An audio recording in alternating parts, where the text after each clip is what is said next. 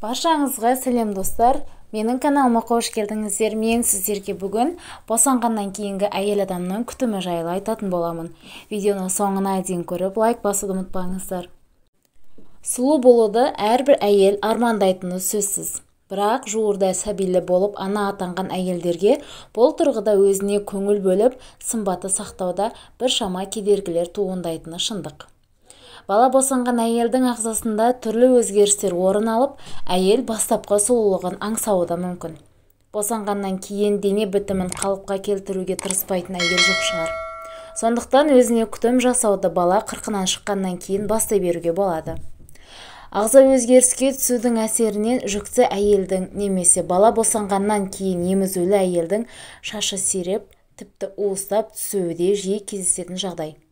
Мұндай кезде денсаулыққа және балаға да еш зияны тимейтін, керісінше пайдасын тигізетін біршама кеңестерді ұсынамыз. Шаштың түсуіне сарымсақ маскасы көмектеседі. Ол үшін 2 дана жұмыртқаның саруызы, 2 ас қасық бал және 2 ас қасық сарымсақтың сөлі қажет. Осы үшеуін бір ыдысқа салып араластырыңыз. Масканы дайындайсыз. Суланған шаштың түптерінен бастап ұшына дейін масканы мұқият жағып, сыртынан целлофан қалтасын орап қойыңыз. Масканы 20 минут бойы ұстау керек. Соңынан жылы сумен жуып тастайсыз.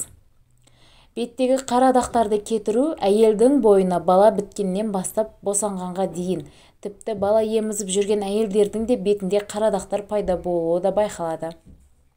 Мұның барлығы да әйелдің ағзасындағы гормоналдық өзгерістерге байланысты екендігі айтылып жатады. Кейбір әйелдер беттегі қара дақты омырау сүтін жағу арқылы жойып жатады. Мұндай әдістің де пайдасы барын жоққа шығара алмаспыз. Дегенмен бұл барлық әйелдерге әсер етеді дей алмаймыз. Сондықтан оған қосымша халық емдерін пайдалансаңыз, сұлулығыңызды қалыпқа келтіруде жылдам нәтижеге жете аласыз.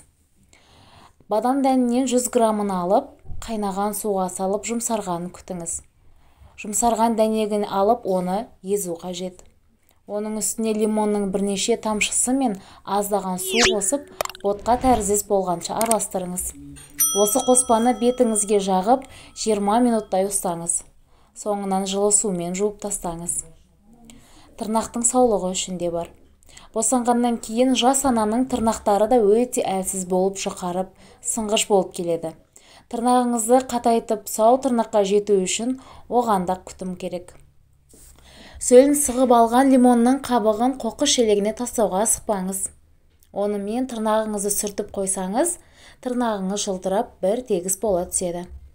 Йодпен сүртіп шықсаңыз да, тырнақтың қатаюына үлес қосасыз.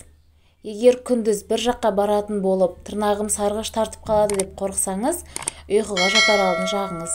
Сонда таңертең оянғаныңызда тырнағыңызда йодтың ізі қалмай, тырнағыңызға сіңіп кеткенін байқайсыз.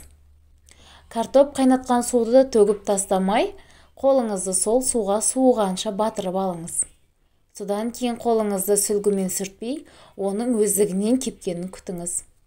Себебі картоп қайнаған судың құрамындағы пайдалы заттар тырнаққа сіңуі керек.